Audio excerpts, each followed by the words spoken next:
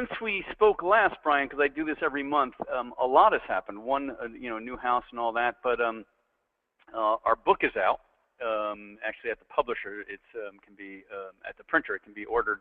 But in that book are pictures also from this trip to Rwanda. So part of what was amazing was actually going on a trip and actually getting those images to press that will be out in a book all within weeks.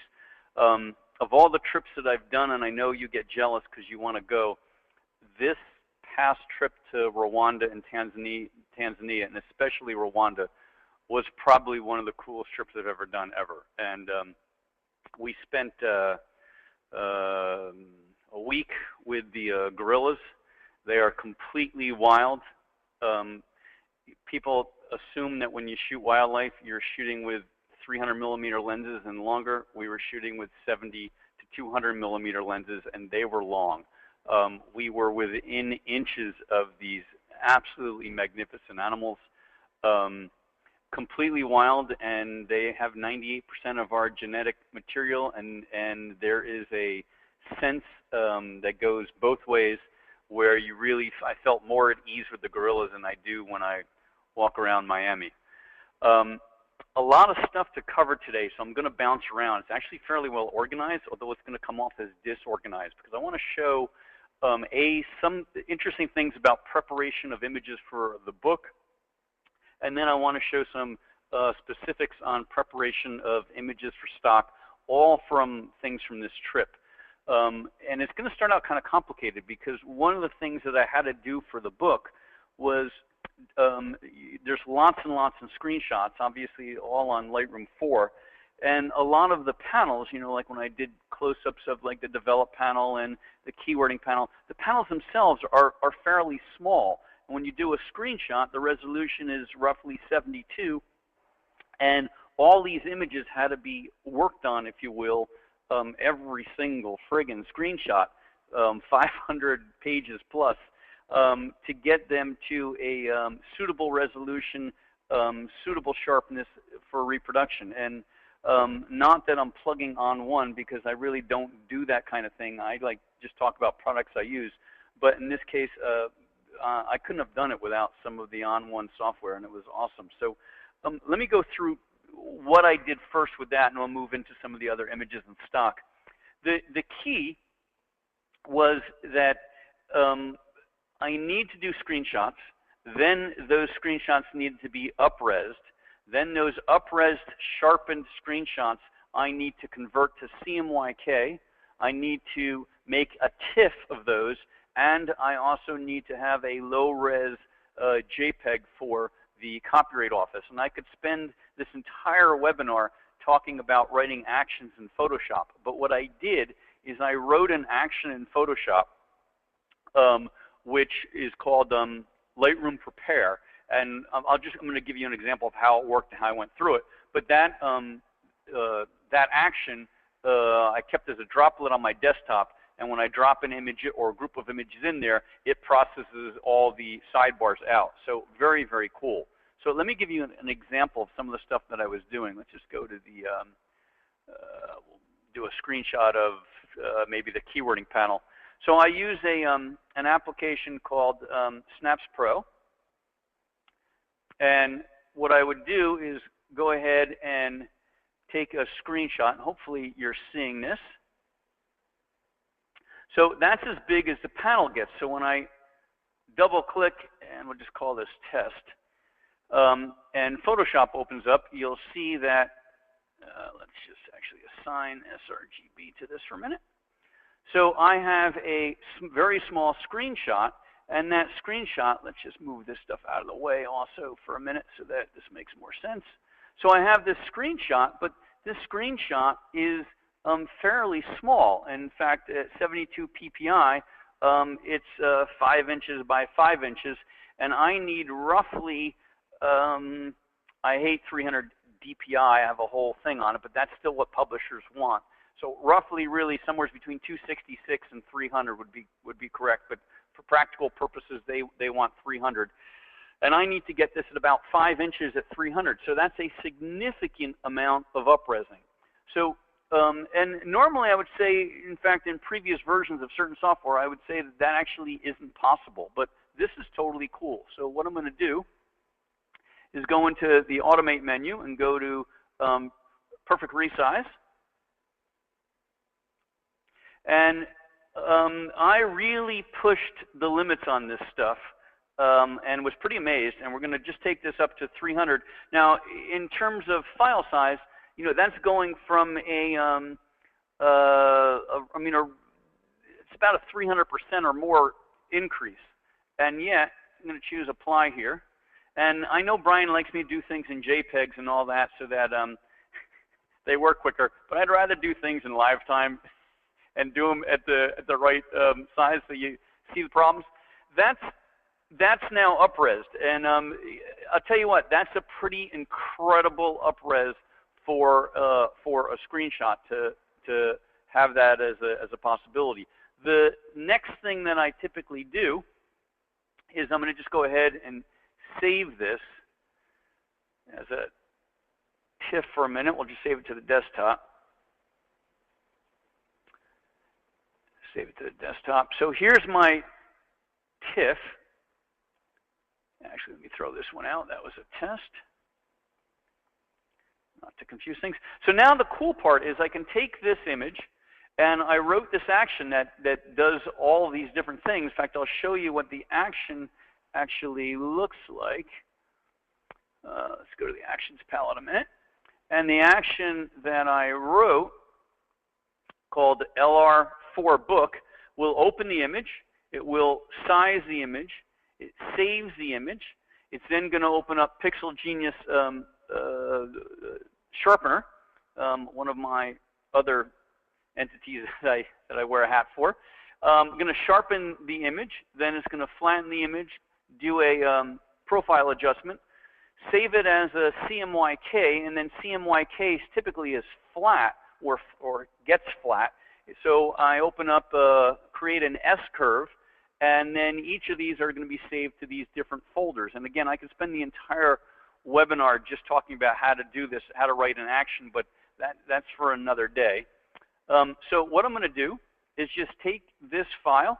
I'm going to put it on the droplet, and you'll see in the background, hands-free, it's getting sharpened. It's getting, all those things are done. So now what's very cool is if I open up this folder, you'll see in this folder I have a TIFF that is sharpened and correctly sized in the correct color space.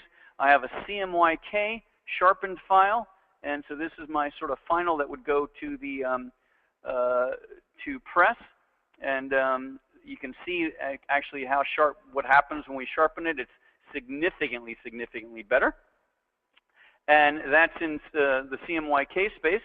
And then I also have a JPEG, which I actually use for the Copyright Office.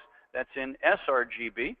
And you'll see that's showing me the embedded profile. So that's in sRGB. That's resized and sharpened and all ready for the Copyright Office.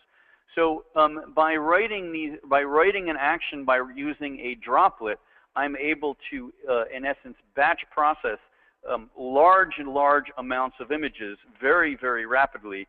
And I am going to say this, and I don't normally. I mean, I'm not saying this because Brian's a friend, although Brian's a good friend. I'm not saying this just because On1 promotes me. But Perfect, the new version or newer version, it's already a few months old, of Perfect Resize. It does an absolutely, mind-boggling job. And of all the different ways of up-resing, and I used to do things directly within Photoshop. I have yet to see anything that comes close to that kind of an up-res with, which is just absolutely spectacular. So since I'm doing this in segments, Brian, it might make sense to see if there's any questions on this part, because then I'm going to go into images and other things. So any specific questions on, action writing in particular, or a droplet, or anything like that yet? Well, there was a question. Oscar, you had mentioned you were talking about resolution with pixels per inch, and so can you maybe spend 20 seconds or so talking about what you consider to be your optimal or go-to resolutions based on output? Sure. I have an expression, And the expression is, if somebody wants to prove that they're digitally clueless to me is 300 DPI in Adobe 98. Both of those are typically not correct when we talk about digital imaging. They were really from a film-based world. And so first of all, in terms of the real resolution needed, technically it's 1.5 times the line screen. And most high-end printing in terms of magazine printing, book printing, most of those printers go back to the days of, or model the good old Heidelberg presses, and they run at a line screen of 133 lines per inch. So if we even gave 2 times the line screen, which is not necessary in my book, but 2 times the line screen, we come up with 266. For those of you who are familiar with Pixel Genius's products, our sharpener, the default is 267. The reason it's actually 267 is technically it's 266.6666, which we round off to 267, but not 300. Very few presses really have a true line screen of 150 or 175. A lot of that is software interpolation that happens, and that sort of adds confusion to the matter. And a lot of pages, even a lot of textbooks and a lot of newspapers are far less than a 133 line screen. So the bottom line is that it's silly to up-res an image that doesn't need to be up-res because you end up losing quality. And people just always take it for granted that they use 300 DPI, and 300 DPI really isn't needed for most things, although as in the case of when you're working with someone and they insist on it, even though they may be wrong, they insist on it. So a lot of stuff is still 300 DPI, and actually it's PPI is what it would be for the images. DPI stands for dots per inch. As far as the color space goes, if you have somebody that actually understands CMYK, and in the case of our book, since it's self-published, I understand it, and the publisher certainly understands it, that we've been working with. So my preference is to deliver in CMYK. But that probably is about less than 5% of anybody that I deal with. And the other space that I like to deliver in is not Adobe 98, but rather I'll deliver in color match RGB. And the reason for that is that with today's monitors, and so many people have older monitors, especially clients, and if we go back to the days of film, Brian, we turned in a Kodachrome slide, someone looked at the slide on a light table, they sent it off to the back shop, they made a proof, and they looked at the proof and everything was good to go. Now all of the so-called picture editors or art directors are also digital imaging experts, quote unquote. And the first thing they do is they hold up the proof to their screen, but their screens aren't profiled correctly, their screens are old, and if you deliver an image in Adobe 98, you're almost guaranteeing someone that you can't have this color, as Jeff Shewy likes to say, because the gamut is wider than what their screen looks at, and they love to blame that on the photographer. So there is another color space called color match RGB, smaller than Adobe 98, larger than sRGB. It used to go hand in hand with the old Radius Pressview monitors. For those of you that are my age, remember those wonderful rotating monitors. And by delivering in color match, you actually deliver color matches very close to CMYK.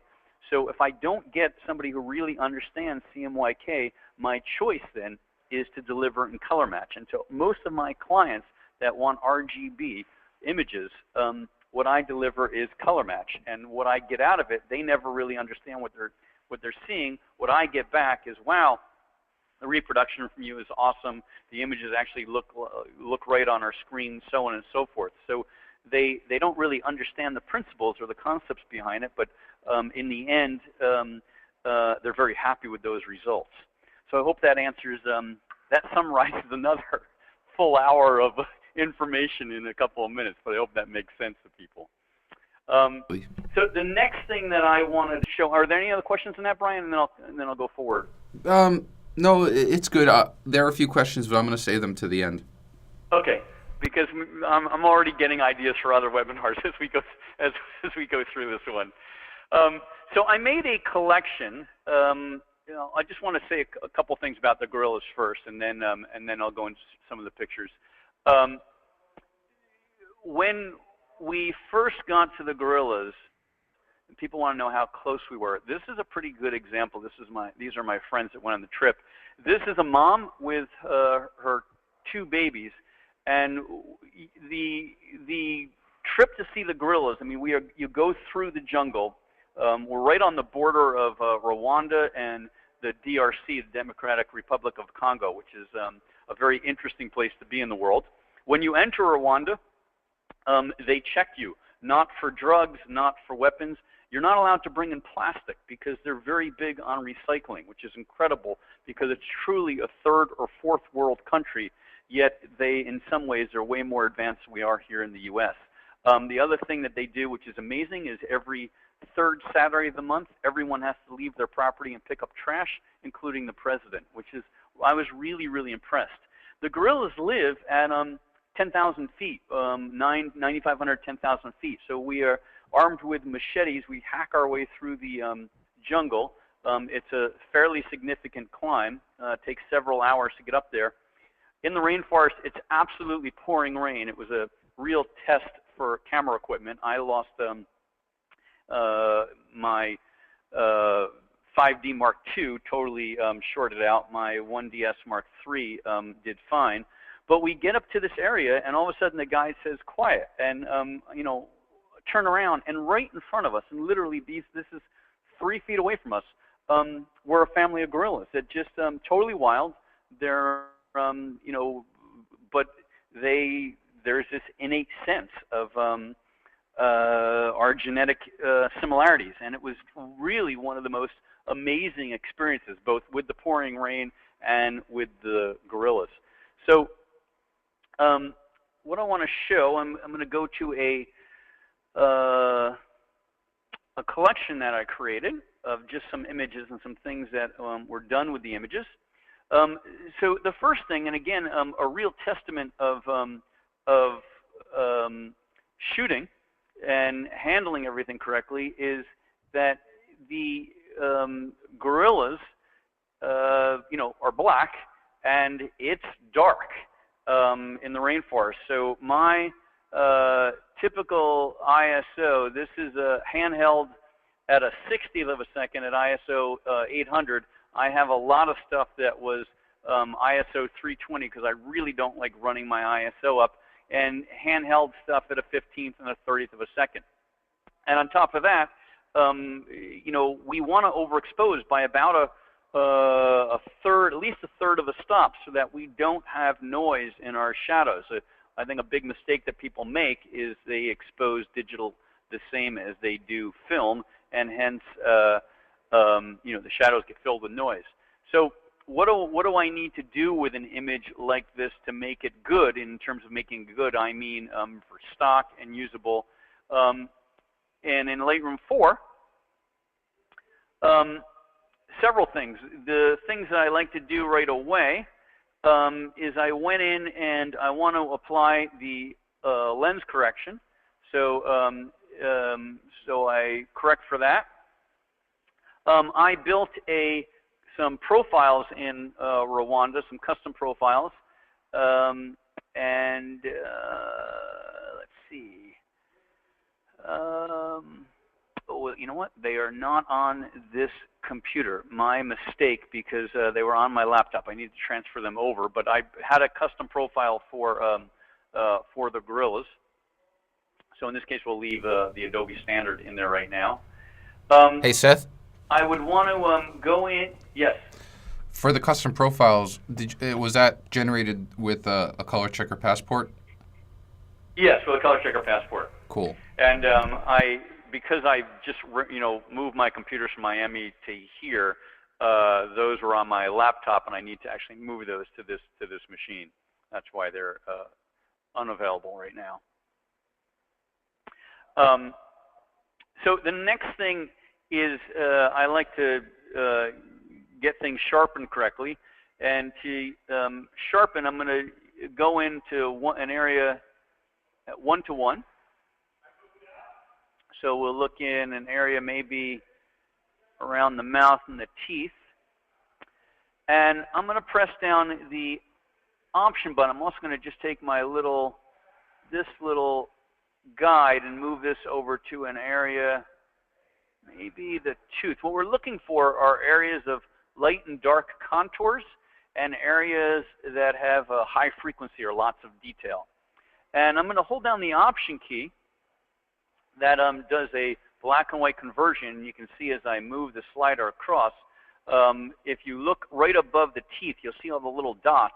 That is showing that it is severely over-sharpened.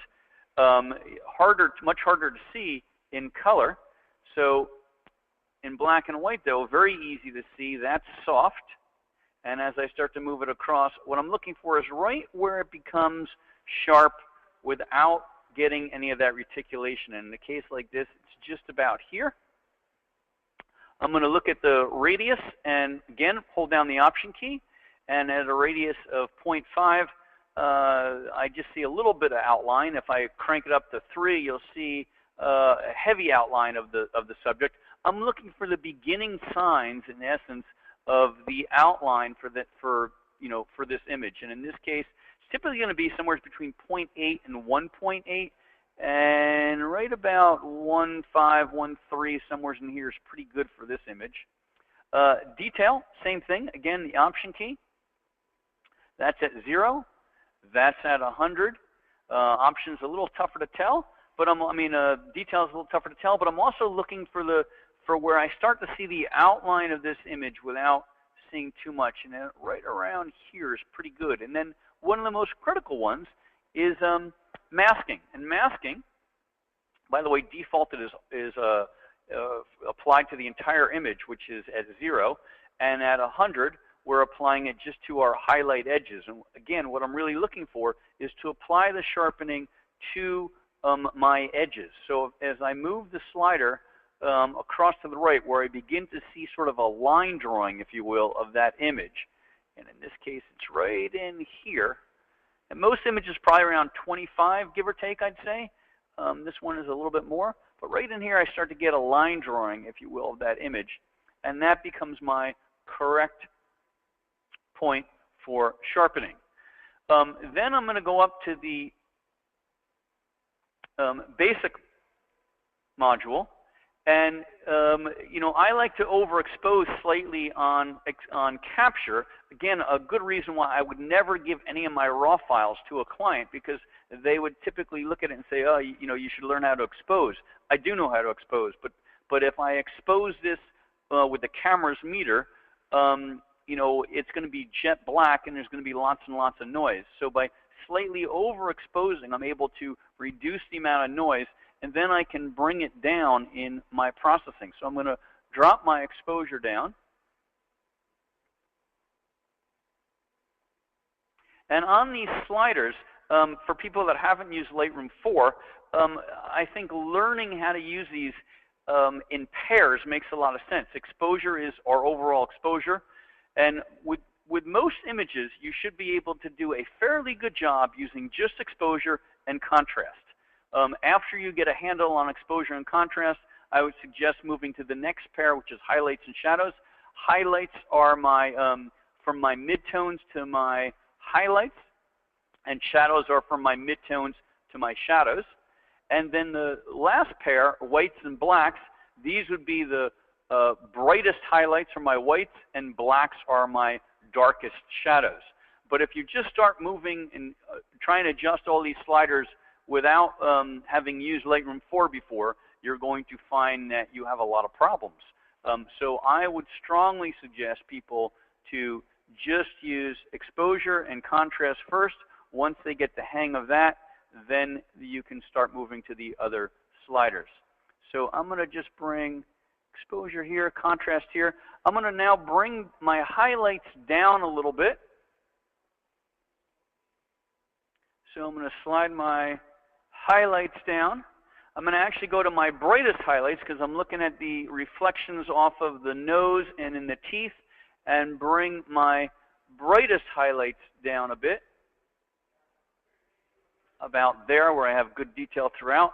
And then I'm going to take my darkest blacks, and those I don't mind making a little darker, and opening up my shadows just a hair. That's pretty good. I'm then going to jump down to clarity. Clarity is mid-tone contrast. I'm going to add some mid-tone contrast. That also looks a bit like, has an effect of similar sharpening. I'm going to add a little vibrance. Vibrance and saturation. Saturation will affect everything, all the colors, and vibrance will constrain the colors that are going to otherwise go out of gamut. So a nice mix. I've tried to play with a nice mix that gives me the look of Kodachrome. And with an image like that, we just went from that's the backslash key, by the way, to that. And that's pretty cool. If we do the Y, we can do before and after, and you can see it that way. And you know, that's a pretty good job of addressing the problems that we encountered, not to mention the pouring rain and everything else. And I also have to tell you that when a gorilla does this and it's a couple of inches away from you, that definitely sends a shiver up the spine. I mean, one funny sidebar story. I did a wonderful blog piece on the whole gorilla thing. But at one point, and there were 5 of us, I'm photographing this gorilla, and the guide taps me on the shoulder and asks me to move. And I thought he wanted me to move so that somebody else in our group could shoot from that location.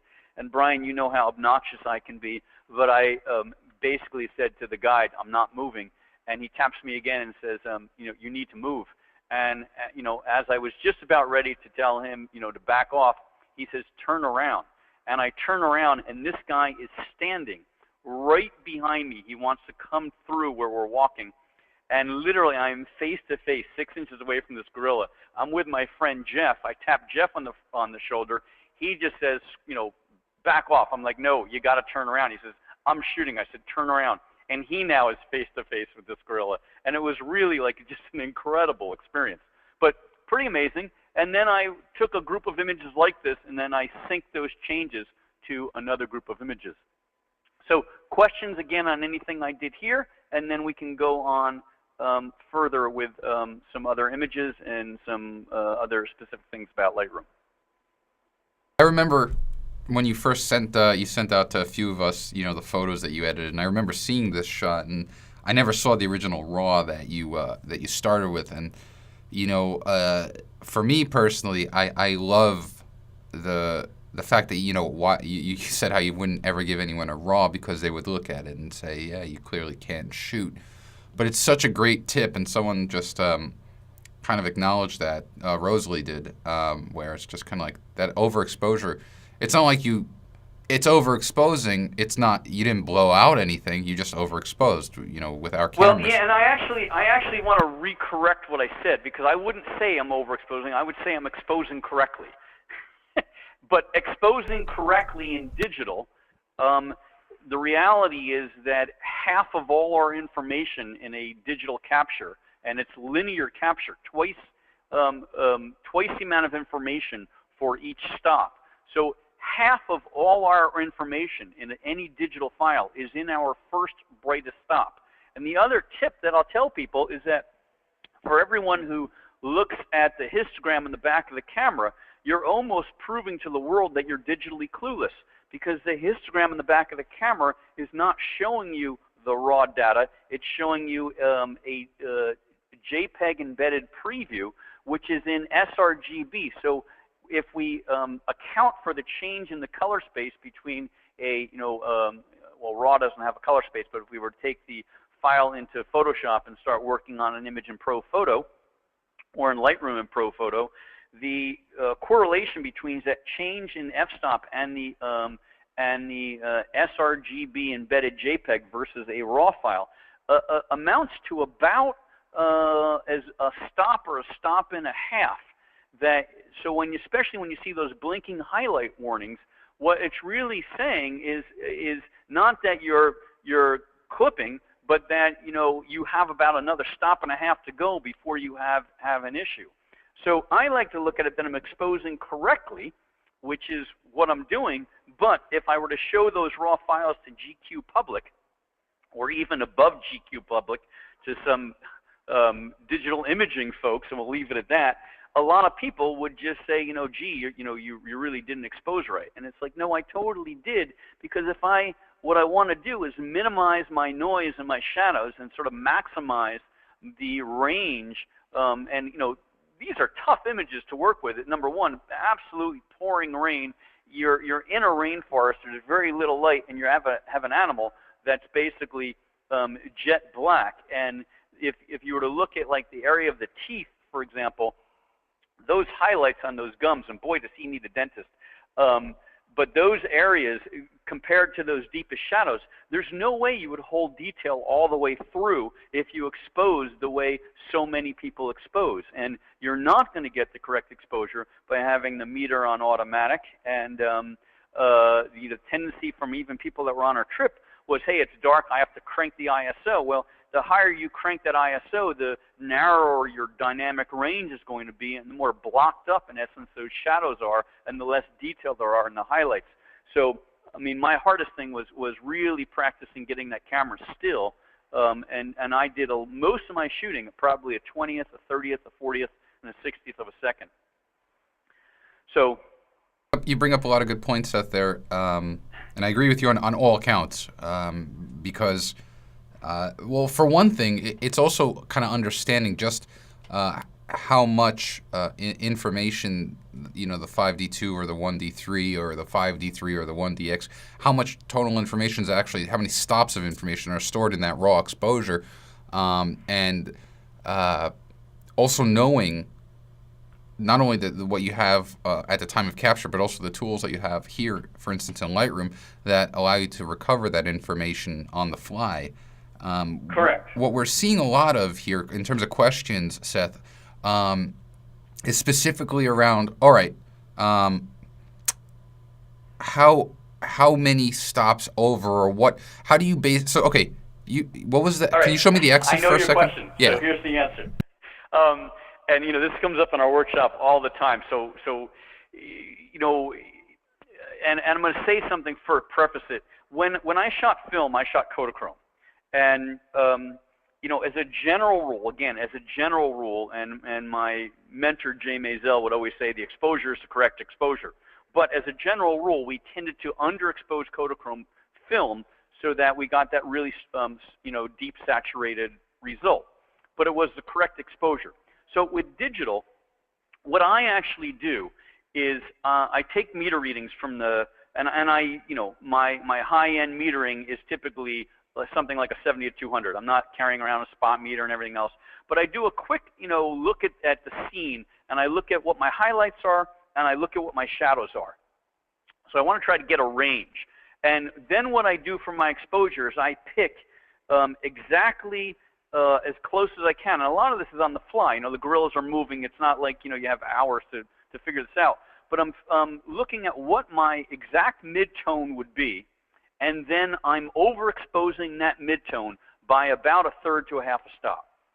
So if you listen to what I just said, and I understand it might be confusing, it's not that I'm always overexposing something, or because what I really look at is the color that I'm most interested in, and then I look at what that range is from the highlights to the shadows, and I'm picking the point that's sort of smack in the middle, and then overexposing slightly that part of the image. So if I were photographing a yellow wall, for example, I might be even more overexposed. I mean, I might be less overexposed than if I was photographing, a dark blue wall. So the colors themselves are going to actually play a role in it. But as a general rule, because everybody likes to have a general rule, as a general rule, probably a half a stop overexposure. But I say, I really do look at the image. It's not just that I always set the meter to just a half a stop over. I mean, I know exactly what you mean, and that kind of thing, I think, falls into the Malcolm Gladwell's 10,000 hour outlier theory. You kind of, the more you've had your face pressed against an optical viewfinder, the more it kind of becomes now. Like, I totally see what you're saying with this gorilla. It's If you just relied on, say, aperture priority with spot metering and you pointed on, or not even spot metering, you're just using kind of evaluative metering, yeah, you wouldn't get nearly the detail that you, or you wouldn't be able to wrangle out the detail unless Right. you cranked up the ISO, which I agree with you. I try to minimize no matter. I don't care what anyone says. 5D2, how good these sensors are in low light, it doesn't mean I necessarily want to crank it up to ISO 800. Right. I mean, the sensors are capable, but there is definitely, there's definitely downsides of cranking up that ISO, and especially on an image like this. I can't sacrifice losing shadow detail or highlight detail. That's like that's what these images are basically. And I guess one more thing I'll add to that, just as to help in an understanding and explanation of this. A lot of folks have 12-bit cameras. Some of the more advanced folks might have 14-bit cameras. But if we take a 12-bit capture camera, mathematically, that gives us 2 to the 12th power, or a number of 4,096. And half of all your information is in that first brightest stop.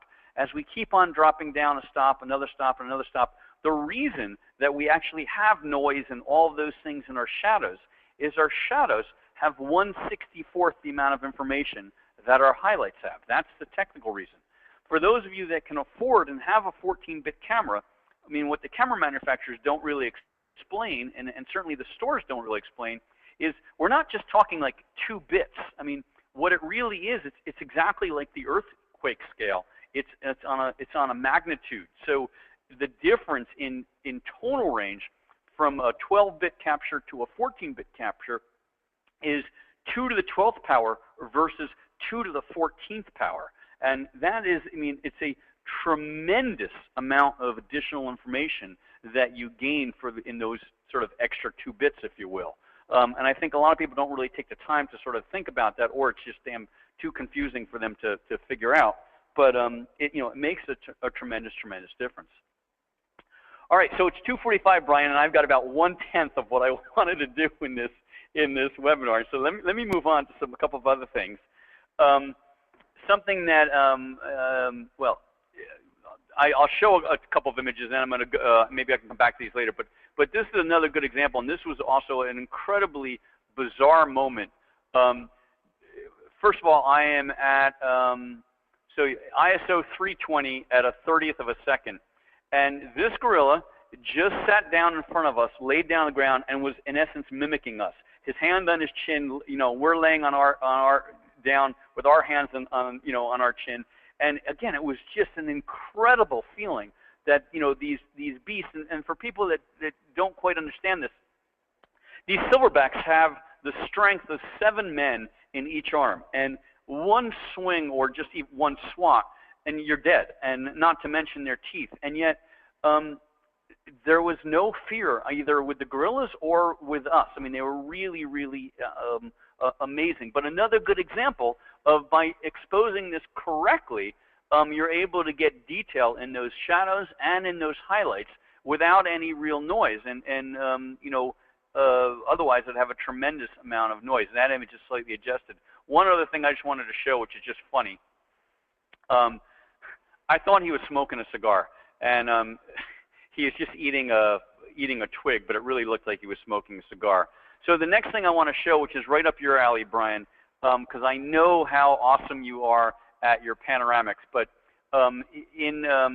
they grow tea in Rwanda, and there are these incredible, just go onto the horizon line, these tea fields, and in the morning, the fog sort of sets in the middle, the fog starts moving towards us. So I did a series of images, this panoramic, if you will, and then in Photoshop, I did what you love, Brian, and I made a panoramic, and it just really, I mean, it's sort of mind-boggling to see the detail, but really, really kind of cool stuff. And I have to tell you that I didn't do a lot of pans until I started hanging out with you. So I owe you a thanks for the inspiration on always doing these really wide pans, but very, very cool result.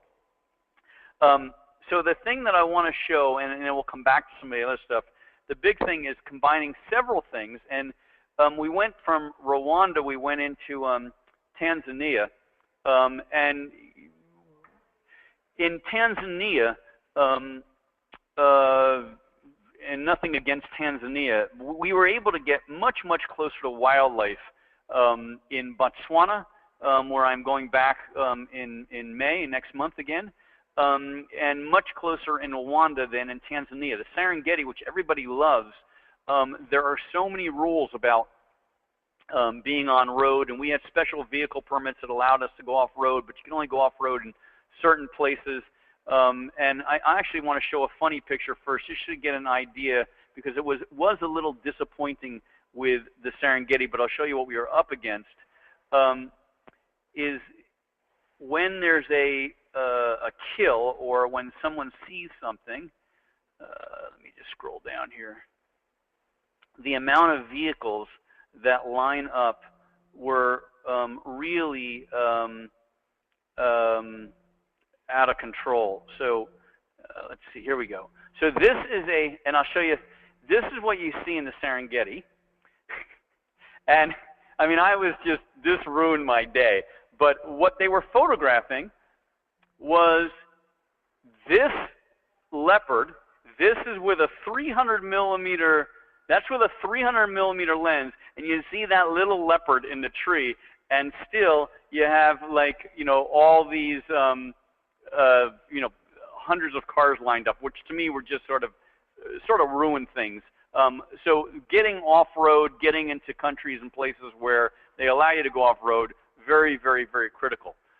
However, that said, one of the problems that we had was that when we got close, let me go back down to this collection here, we were close, but not necessarily close enough for what I would consider an image for stock. So this is, you know, this is a leopard. That's about as close as we were able to get in the Serengeti. And I'm going to show you some stuff that's pretty cool. And again, you know, I'm not doing this to promote On One. I'm really sort of amazed. But I'll show you how I took this image and got this into Getty. It'll be, you know, available on Getty. First thing is, obviously, I'm going to check the sharpness to make sure I'm sharp to begin with. And when I zoom in, you know, a tribute to the new Canon 300-2.8 lens, which is an awesome lens. I mean, it is tack sharp. But still, you know, that's not an image that I can use for stock. So what I did is I went ahead and went to edit it in CS5 and open it up with the adjustments. And again, I know you like me to do these in JPEGs, but I'd much rather do these things this way in lifetime. So the first thing I want to do is I want to up-res the image. So I went in again into perfect resize. And what's amazing here is, and again, you know, you're gonna see this for real, is I took this up to from 5,000 pixels up to 8,000 pixels. So I'm going to be having a 250 meg file basically.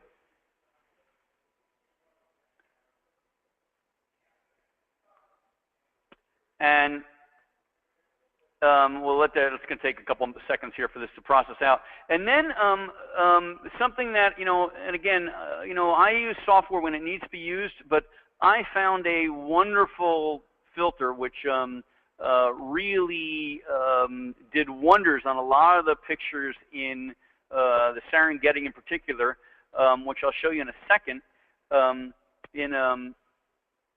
It's called the Hollywood. The Hollywood glow filter, I believe is how you guys call it. And I want to show you the result because it really was amazing here. Give me another 28 seconds here to process this out. And again, I know Brian likes me to use JPEGs for this. I like to use real files because I like to show people for real like what's going on. And these are these are from they're very, very large files. We're working with 250 meg files between bandwidth and everything else. Testing technology to the foremost. Okay, so we got 4 seconds left here, and once that's complete, So now I have an image that I can crop and really zoom in a lot more. But the next thing that I did is I went back in and I went to Perfect Effects, and we'll let that open up. And the one that I like and it just worked really well with this light, and we had this really, really beautiful early morning light. But what I want to do is I want to bring out the leopard, and then I want to sort of soften, if you will, the area around him in the bushes. And of course, a lot of this I could do in Photoshop, but when you have something that works, why not just go with it? So I'm going to go to Glow, and the Hollywood Glow, which was awesome, is what I'm going to apply here. And again, I'm totally pushing, and you can see the effect. But that was really, really cool. And then what I did is, in the end, I'm going to just crop this, save it and crop it, and you'll see, and what happened there? Did it not apply? Oh, no, it is applying. Sorry. Then I'm going to crop it just to the head, and you'll see what worked as a stock image and what is actually up on Getty, and how you go from this sort of long-range capture into what you're going to be amazed at when you see the final here. Okay, so now we have our effect, and Brian, you can yell at me later about not using JPEGs, but I like to do this on the real deal, so everyone can see how it really looks for real, not dealing with a JPEG. Okay, so here is our final. I'm going to just save this now. So let me just close this out.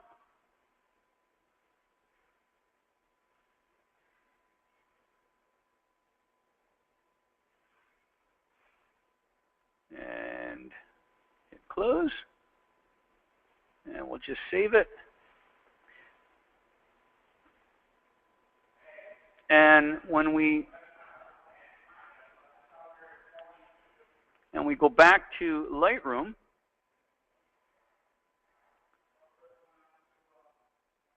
okay, so now that we're back in Lightroom, let me go to the, what I can do now to finish this. Let's make sure it's here. Yeah, so you'll see there's the TIFF, there's the original. Now here's the part that's really cool, is I'm going to go in here, go to the Develop module, and now I can, because I have up-res this so much, I can now go in and crop just the head, and I still have about a 100 meg file, and that's pretty, I mean, that is a pretty amazing testament of both the On-One software and a combination of what actually is what's needed for a stock shot, because you really need to be in close. And I mean, this was just totally cool because we were fairly far away, and now I still have a well over 100 meg file. If I zoom in, I mean, that is as sharp as it can possibly be, and that makes a very worthwhile stock picture. The filter has softened, softened around, with a mask around the subject and sort of warmed it up, and very, very cool because again, if we go back to what the original starting point was, that was this is my starting point, and you saw what we went to, which is this. Come on. Why are we not? Oh, we have to go the other way. Sorry. So that's my starting point, and that's my finished image. So from that to that, and pretty remarkable difference. Again, I'm not saying that because I'm asked to or because I'm paid to.